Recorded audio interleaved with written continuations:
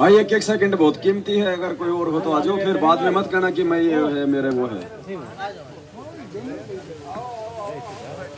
अगर आए हो मन में कोई बात है तो उसको निकालो, नहीं तो फिर परमात्मा कहते हैं शंका सूल बबूल है।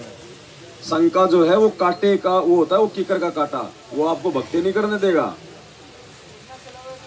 और गुरुजी कहते हैं संत से डॉक्टर से अगर छुपाओगे दुखी रहोगे।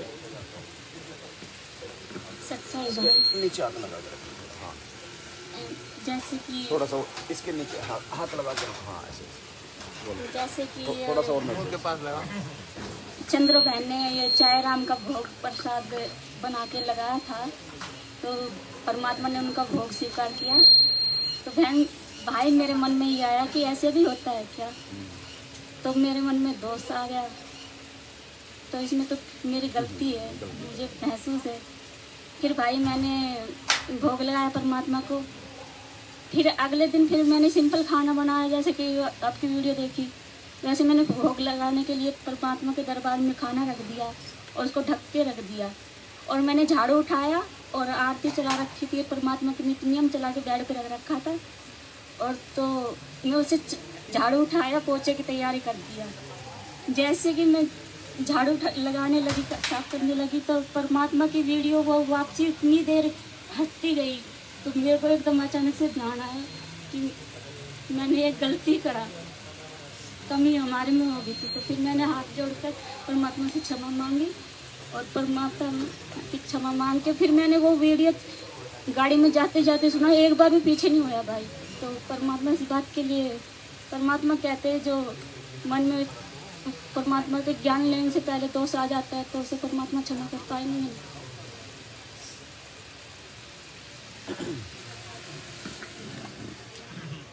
देखो बहन, मालिक ने तो अपना जो भक्ति का जो विधान है ना, वो जो है वो समझाना है। अब ये भक्ति का विधान बनाया किसने था? इसी परमात्मा ने बनाया। कब बनाया? जब ये सतयुग में आया उस समय बनाया, जब ये त्रेता में आया उस समय बनाया, द्वापर में आया उस समय बनाया, 650 साल पहले ये कलयुग में आए उस समय इन्होंने भक्ति का ये विधान बनाया। अब परमात्मा की वाणी क्या कहती है? गरीब निर्गुण और सरगुण एक है, दूजा ब्रह्म विकार, निर्गुण साहिब आप है और सरगुण संत विचार। तो विधान वो परमात्मा बना के गया। अब परमात्मा जब निर्गुण रूप में अपने वहां पे होते हैं ऊपर वाले लोक में, सतलोक में, उस समय इस पृथ्वी पे जो आत्मा होती हैं उन आत्माओं को केवल अपना संस्कार मिलता है। यानी जो विधान परमात्मा जो बना के चले गए ना, केवल उसी के अनुसार उनको लाभ और हानि मिलेगा। लेकिन आज वो परमात्मा सरगुण रूप में धरती पे प्रकट है, और जब वो परमात्मा संत रूप में, सरगुण रूप में, सतगुरु रूप में धरती पे प्रकट होता है, तो वो परमात्मा निर्गुण से ज्यादा लाभ देता है। उस परमात्मा का जो निर्गुण रूप है उससे ज्यादा लाभ वो सरगुण रूप में आके हमें यहाँ देता है। मान लीजिए आज गुरुजी यहाँ पे नहीं होते और गुरुजी आज वहीं बैठे होते अपने वो कबीर रूप में, और हमारा अगर एक्सीडेंट होना था तो होना ही है, उसको रोकेगा नहीं, वो परमात्मा भी नहीं टालेगा। उसने विधान बना दिया हर आत्मा का। आज वो परमात्मा सतगुरु रूप में इस धरती पे है और हम उसकी शरण में, तो आज वो उसको कैंसिल भी कर सकता है, क्योंकि परमात्मा का जो सरगुण रूप होता है वो हमारे को संस्कारों से ज्यादा बढ़ के लाभ भी दे सकता है। जैसे गुरुजी ने बताया निर्गुण और सरगुण का, कि जैसे बर्फ है, बर्फ क्या है? निर्गुण रूप है। और किसी आदमी को लग गई प्यास, अब वो क्या करेगा? क्या वो बर्फ चाटने से उसकी प्यास बुझेगी? नहीं बुझेगी ना, क्योंकि आज हम आत्मा है, आज हमें चाहिए भक्ति, मोक्ष। तो क्या अगर परमात्मा अगर सतलोक में बैठा है तो क्या हमें वो भक्ति वो दे सकता है? वो हमारा मोक्ष कर देगा? नहीं करेगा, क्योंकि मालिक ने क्या कहा कि हरि सुमरे सो वारी है और गुरु भजे हुए। तो सतलोक में तो ये समझो कि वो परमात्मा निर्गुण रूप में वो बर्फ है, और हमें इस पृथ्वी लोक पे मोक्ष की चाहत है, तो बर्फ चाटने से हमारी प्यास नहीं बुझेगी। कबीर कबीर नाम लेने से हमारी जो है मोक्ष नहीं होगा। अब वो बर्फ यदि अपने सरगुण रूप में आ जाए, यदि वो बर्फ से पिघल के वो पानी बन जाए तो हमारी प्यास बुझेगी ना। तो वो परमात्मा निर्गुण रूप से जब यहाँ पे सतगुरु रूप में आता है तो हमें अपनी शरण में लेके वो हमारा मोक्ष कर सकता है, हमारी सारी आवश्यकता वो पूरी करता है। तो आज आपके मन में अगर ऐसा छोटा मोटा कोई दोष भी आ जाएगा नाम लेने के बाद, तो आज परमात्मा धरती पे सरगुण रूप में प्रकट है। आज वो माफ भी कर देगा, आपके संस्कारों को चेंज भी कर देगा, लेकिन उसके लिए आवश्यकता कि हम हृदय से उस परमात्मा से क्षमा याचना करें और आगे से विश्वास दिलाएं। जैसा कि परमात्मा बार बार सत्संग में कह रहे हैं कि आगे से परमात्मा को विश्वास दिलाओ। परमात्मा है तो फिर क्या नहीं कर सकता। गुरुजी ने इतनी वाणियां बताई हमारे को, वो किस लिए बताई? ताकि हमारे मन में कोई दोष पैदा ना हो। सतगुरु जो चावे सो कर दे, भरम पड़ो मत कोई, सेऊ धड़ पे शीश चढ़ाया पाछे करी रसोई। कि सतगुरु जो चाहे सो कर सकता है। साहेब से सब होत है, बंदे से कुछ नाई, वो राई से पर्वत कर दे फिर पर्वत से। तो ये परमात्मा है भाई। और मालिक की पता नहीं कितनी वाणियां हैं। जैसे कि भाई मैं पहले नाम देश लेने गई थी प्रथम नाम, और उसके बाद लेके आई हूँ तो जगत वाले भाई बहन बोल रहे थे कि ये तो निंदा करते वो करते हैं। तो ऐसे अनजाने से मैंने भी बोल दिया ये गलती है। तो जैसे कि अर्जुन ने तो परमात्मा को तो सलाह ही दी थी ऐसे, तो ये तो बहुत बड़ी गलती हो गई हमने। देखो, जब तक परमात्मा संत रामपाल जी के रूप में धरती पे प्रकट हैं, हमारे सामने हमारे गुरु रूप में हैं, तब तक चाहे आपसे लाख जाने अनजाने में गलतियां हो जाओ, यदि आप उन गलतियों के ऊपर पछतावा करके क्षमा याचना मांगती हो तो परमात्मा क्षमा करेगा। इनके जाने के बाद मौका नहीं है, और बार बार ये गलतियां ना हो हमसे। अब देखो, मान लीजिए मैंने इस उंगली का डॉक्टर से ऑपरेशन कराया, उसने ऑपरेशन कर दिया और उसने टाके मार दिए। 10 दिन बाद में मैं मेरी कोई भी गलती से वापस ऑपरेशन को फेल कर देता हूं, तो सेम जगह टाके नहीं लगेंगे, ऑपरेशन सक्सेस नहीं होगा। फिर चलो डॉक्टर ने जैसे तैसे करके टाके फिर लगा दिए, फिर तीसरी बार मैं उस उंगली को जो है वो कंडम कर देता हूं, तो तीसरी बार कहां से टाके लगाएगा? वो जगह नहीं छोड़ी हमने। तो बार बार यदि हम गलतियां करेंगे तो परमात्मा भी फिर छोड़ देता है कि नालायक है ये नहीं सुधरने वाला। तो हम मौका ना दें बार बार। फिर अब दृढ़ तो होना पड़ेगा बहन जी। ये मीरा जी का उदाहरण क्यों दिया भगवान ने? गुरु जी ने कहा कि भाई हमारे तो एक ही बात समझ में आई, जब मीरा संघर्ष कर सकती है तो आज की लड़कियां क्यों नहीं कर सकती? मीरा के कोई 4 हाथ पैर थे क्या? जब वो 250-300 साल पहले 600 साल पहले संघर्ष कर सकती है तो आज की माता बहनें क्यों नहीं कर सकती? ये परमात्मा ने बताया। मीराबाई ने बोले चाहे मेरा सिर कट जा पर मैं सत्संग में जानता नहीं मना रह सकती।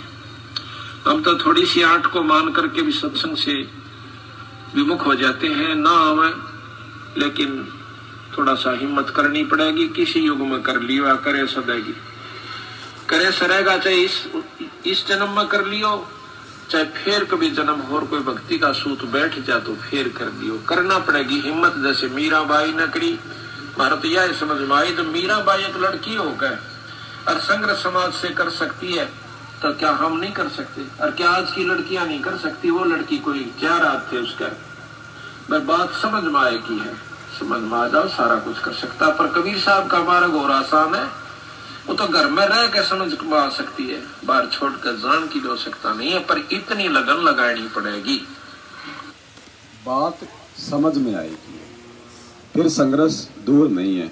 और फिर भगवान ने बताया, देखो मीरा पिटी इस भक्ति के लिए, अपने आत्म कल्याण के लिए। मीरा पिटी, ध्रुव पिटा, प्रहलाद पिटा, 650 साल पहले हमारे भगवान पिटे, और उससे ज्यादा पिटाई आज 7 साल से। अब हम तो बस यूँ छोड़ देते हैं। बस हमारे गुरुजी जेल में, जब 2006 करोथा कांड में गुरुजी जेल में गए ना, तो आपको पता है परमात्मा से पूरी जेल में झाड़ू निकलवाई जाती थी। क्यों निकाल रहा हो? किसके लिए निकाल रहा है? बेटे बहने परमात्मा ने, आप और हम जैसे नीचों के लिए परमात्मा इस गंदे लोक में आके, वो सतलोक का राजा जो यहाँ के 21 ब्रह्मांड का स्वामी को भी मतलब भीख में दे रखे हैं 21 ब्रह्मांड, वो भगवान आप और हम इतने प्यारे उस परमात्मा के बच्चे कि हमारे लिए भगवान यहाँ आके इतना दुख उठाता है। पूरी जेल में परमात्मा झाड़ू निकाला करते थे, और जब रिमांड हुआ था तो जो साथ में थे परमात्मा के, उन्होंने बताया कि गुरुजी के छाती के बाल तक उखाड़ दिए गए थे। वो किस लिए इतना दुख उठा रहा है? ये बरवाला कांड 30 दिन का रिमांड है, आज तक नहीं हुआ किसी के इतिहास में। 30 दिन का रिमांड सहा परमात्मा ने हम नीचों के लिए, और हम इस काल को अपने नाक हाँ कान में धारण किए बैठे हैं। हम काहे कि हम सतगुरु के हैं, हम तो कोसों दूर हैं उस परमात्मा से। ड्रामा कर रहे हैं, नाटक, भक्ति नहीं है, तभी तो आए दिन मर रहे हैं। किसी का कोई भाव नहीं बन रहा, कोई भक्ति नहीं बन रही, क्योंकि कोई नियम पे चल ही नहीं रहा, गुरु वचन को कोई मान ही नहीं रहा, बस गुरु जी को बस अपना गुरु मान लिया। इससे काम नहीं चलेगा। ऐसे और भी बहुत से बात बताते हैं, ऐसे ऐसे व्याधि चलने लगे तो 100 का नोट पाया। एक माई कह रही थी जी मैं पति तो नाम नहीं ले रहा, बाधा भी करता था। समागम आ गया, करौथे आश्रम में जब हम सत्संग करते थे तो मैंने अपने पति से कहा कि मैं सत्संग में जाऊंगी, मैंने 100 रुपये दे दे। ये 10 वर्ष पहले, 8-9 वर्ष पहले की बात है। वो कहने लगा मैं तेरे को छोड़ने नहीं दूं, और तू तीसरे दिन झोला उठावे और वहां चली जाती है। वो कहने लगी मैं कोई गलत जगह जाती हूँ। 60-65 साल की उम्र की बुढ़िया थी, और तेरे बेटे जान लग रहे वहां पर।